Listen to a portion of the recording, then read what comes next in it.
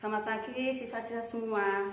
Kita ketemu lagi di tahun ajaran baru 2020-2021, tentu saja dengan situasi yang berbeda dengan sebelumnya, di mana selama 3 bulan kita harus stay di rumah karena terkait dengan pandemi corona. Untuk semester kali ini, Ibu akan menjelaskan secara rinci dulu terkait dengan materi-materi apa saja yang akan kalian pelajari di semester 1 ini. Yang pertama adalah terkait dengan 3.1. Bagaimana nanti kalian harus menganalisis secara kritis terkait dengan respon internasional terhadap proklamasi kemerdekaan Indonesia. Nah, terkait dengan proklamasi kemerdekaan Indonesia, Ibu tidak akan jelaskan karena materi itu sudah kalian dapatkan di sejarah Indonesia. Tapi fokus di sini itu terkait bagaimana negara lain bisa mengakui kemerdekaan Indonesia. Untuk materi 3.1 ini nanti akan ada 3 sub pokok bahasan. Yang pertama terkait dengan pengakuan dari negara lain, kemudian yang kedua pengakuan PBB, dan yang ketiga terkait dengan KMB. Nah, sekarang kita mulai dari sub pokok bahasa yang pertama, pengakuan dari negara lain. Nah, ada beberapa negara yang mengakui kemerdekaan Indonesia. Yang pertama itu tentu saja Mesir. Kemudian nanti ada India, ada juga Australia, termasuk negara Vatikan dan Palestina. Begitu. Itu negara-negara yang mengakui kemerdekaan Indonesia di awal kemerdekaan. Untuk Mesir, ada beberapa sebab mengapa Mesir itu mau mengakui kemerdekaan Indonesia. Yang pertama, itu terkait dengan persamaan agama. Kemudian yang kedua, banyaknya orang-orang Indonesia yang belajar di Mesir, khususnya di perguruan tinggi Al-Azhar. Kemudian yang ketiga, banyaknya orang-orang Indonesia yang bekerja di Mesir juga. Itu alasan mengapa Mesir mau mengakui kemerdekaan Indonesia. Kemudian bagaimanakah prosesnya? Proses dari Mesir mengakui kemerdekaan Indonesia itu yang pertama adalah adanya dukungan dari Ikhwanul Muslimin. Kemudian yang kedua peran diplomat Mesir. Nah, itu kenapa atau bagaimana proses Mesir mengakui kemerdekaan Indonesia.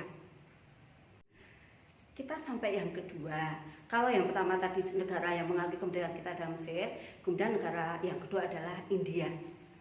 Nah, kenapa India mau mengakui kemerdekaan Indonesia? Itu juga ada beberapa sebab. Yang pertama, karena persamaan kebudayaan. Antara Indonesia dengan India itu ada persamaan kebudayaan, yaitu kebudayaan Hindu dan Buddha. Kemudian yang kedua, persamaan nasib. Persamaan nasib di mana Indonesia dan India itu pernah sama-sama mengalami penjajahan. Nah, kemudian bagaimanakah peranan India ketika merespon kemerdekaan Indonesia? Yang pertama, India itu membantu obat-obatan pada waktu terjadinya agresi militer Belanda yang pertama. Kemudian yang kedua, selain membantu obat-obatan, nanti India itu bersama dengan Australia berusaha untuk mendesak Dewan Keamanan PBB untuk memperhatikan konflik yang terjadi antara Indonesia dengan Belanda. Nah, itu peran dari India. Kemudian juga diplomat Indonesia yang berada di India itu juga berperanan penting, di mana diplomat Indonesia itu meminta pada pemerintah India untuk mengizinkan mendirikan pemerintahan sementara di India ketika Jogja dikuasai oleh Belanda pada waktu agresi militer Belanda yang kedua. Sesuai dengan perintah dari Soekarno, ketika Jogja dikuasai oleh Belanda, maka Soekarno memerintahkan selain Safruddin Prawananegara untuk mendirikan PDRI, juga mengirimkan perintah pada Sudarsono dan LN Palar untuk mendirikan pemerintahan pengasingan di India seandainya Safruddin Prawananegara gagal dalam mendirikan pemerintahan darurat di Indonesia. Itu peran dari India. Yang ketiga, negara yang merespon kemerdekaan Indonesia itu adalah negara Australia. Bagaimana bentuk respon Australia terhadap kemerdekaan Indonesia? Itu diwujudkan dengan bersama-sama dengan India mengajukan persoalan atau masalah Indonesia Belanda dalam Dewan Keamanan PBB. Kemudian yang kedua, selain mengajukan permasalahan Indonesia dalam keamanan PBB, nanti Australia juga mendukung Indonesia dengan menjadi anggota KTN, wakil dari Indonesia untuk menyelesaikan konflik antara Indonesia dengan Belanda. Itu adalah beberapa negara yang mendukung atau merespon kemerdekaan Indonesia. Mari kita lanjutkan. Tadi Ibu sudah katakan ada 3 subpokok bahasan. Sekarang kita sampai subpokok bahasan yang kedua terkait dengan peran PBB. PBB yang merupakan sebagai dewan tertinggi di dunia itu juga memperhatikan masalah yang terjadi di Indonesia. Karena Indonesia sudah merdeka, tetapi kenapa Belanda masih menimbulkan konflik dengan Indonesia? Nah, contoh peranan PBB terhadap Indonesia itu dibuktikan dengan yang pertama pembentukan KTN. Kalian tahu KTN? KTN adalah Komisi 3 Negara. KTN dibentuk setelah perjanjian Linggarjati, di mana dalam perjanjian Linggarjati itu Belanda mengingkari apa yang sudah menjadi kesepakatan antara Indonesia dengan Belanda. Malahan pasca perundingan Linggarjati itu kemudian Belanda melancarkan agresi militer yang kedua. Nah, dari hal inilah kemudian PBB berusaha untuk menangani konflik Indonesia dengan Belanda dengan membentuk KTN atau Komisi 3 Negara. Nah, nanti Komisi 3 Negara itu berhasil mewujudkan kembali pertemuan atau diplomasi antara Indonesia dengan Belanda untuk menyelesaikan konflik, yaitu perundingan Renville. Walaupun kemudian perundingan Renville itu dianggap gagal oleh bangsa Indonesia. Karena apa? Karena perundingan Renville itu menyebabkan wilayah Indonesia menjadi sempit. Nah, itu. Karena kegagalan dari KTN ini, maka kemudian PBB mengganti KTN dengan UNCI. Apa itu UNCI? UNCI adalah United Nations Commission for Indonesia, Komisi Jasa Baik untuk Indonesia. UNCI bertujuan untuk menyelesaikan konflik antara Indonesia dengan Belanda, di mana sebenarnya konflik itu yang memulai adalah Belanda. Ketika Indonesia sudah merdeka, tiba-tiba Belanda datang ke Indonesia dengan membonceng sekutu. Kalau kalian masih ingat, awal kedatangan dari Belanda itu dengan membonceng sekutu pasukan Afnai. Nah, kemudian dari UNCI ini, maka nanti lahirlah perundingan yang ketiga, yaitu perundingan Royan. Nah, perundingan inilah yang kelak akan menjadi jembatan bagi Indonesia untuk melangkah ke perundingan selanjutnya, yaitu KMB, Konferensi Meja Bundar. Ya. Kita akan membahas pokok yang terakhir, yaitu adalah KMB. KMB, Konferensi Meja Bundar, di mana KMB ini adalah pertemuan yang sangat dinantikan, karena dari hasil KMB itu nanti Belanda mau mengakui kemerdekaan Indonesia. Kita lihat dulu. KMB itu dilaksanakan pada tanggal 21 Agustus sampai tanggal 2 November 1949. Siapa saja delegasi Indonesia yang hadir dalam KMB?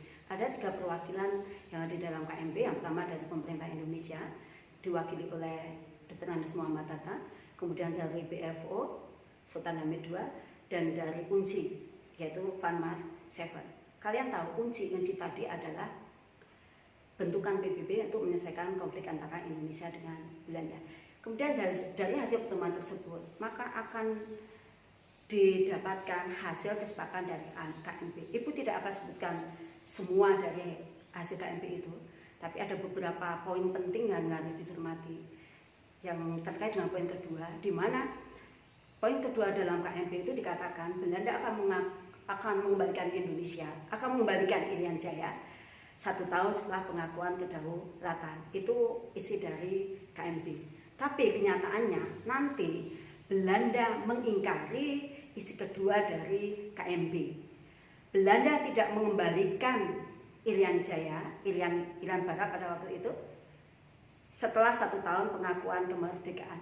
Dari sinilah nanti akan muncul kembali konflik antara Indonesia dengan Belanda, tapi terkait dengan masalah Irian Barat. Itu nanti akan Ibu jelaskan pada bagian lain dari materi yang akan kita pelajari di babak selanjutnya. Karena Belanda mengingkari poin kedua dari KMP, maka nanti Indonesia juga mengingkari poin keempat isi dari KMP, di mana dalam poin keempat itu dikatakan Indonesia harus membayar semua hutang Belanda sejak pendudukan Jepang sampai kemerdekaan. Dan itu nanti yang akan diingkari oleh Indonesia karena Belanda lebih dulu mengingkari kesepakatan yang kedua terkait dengan masalah Irian Barat.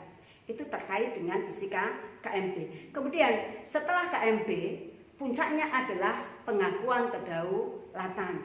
Nah ini yang kita tunggu-tunggu, karena dari pengakuan kedaulatan inilah maka nanti secara tidak langsung Belanda mengakui kemerdekaan Indonesia.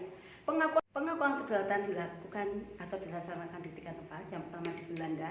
Di Belanda diwakili oleh wakil dari Indonesia Muhammad Hatta, dan Belanda diwakili oleh Ratu Juliana. Kemudian yang di Jakarta dilakukan oleh Indonesia Sri Sultan Hamengkubuwono ke-9 dan Belanda oleh AHJ Lawing. Sedangkan yang ketiga di Yogyakarta, karena memang pada waktu itu pusat pemerintahnya masih berada di Yogyakarta, diwakili oleh Mr. Asaad dan Insinyur Soekarno. Nah itu terkait dengan materi yang kita bahas di KD 3.1. Apakah dari materi yang Ibu jelaskan, kira-kira masih ada yang mau ditanyakan? Kalau tidak, kita ketemu lagi dengan tugas yang akan Ibu berikan untuk dikerjakan setelah materi Ibu jelaskan di depan. Itu tadi materi yang bisa Ibu sampaikan di hari ini. Seandainya ada dari apa yang Ibu jelaskan belum jelas, kalian bisa kasih komentar di kolom bawah. Nanti akan Ibu tanggapi, tidak usah malu-malu kalau memang ada yang belum jelas. Kemudian jangan lupa, karena kita masih berada di masa pandemi, tetap jaga kesehatan, stay di rumah, jangan keluar-keluar dulu. Saya Tri Susterini, Guru Mata Pelajaran Sejarah, mengucapkan Assalamualaikum warahmatullahi wabarakatuh.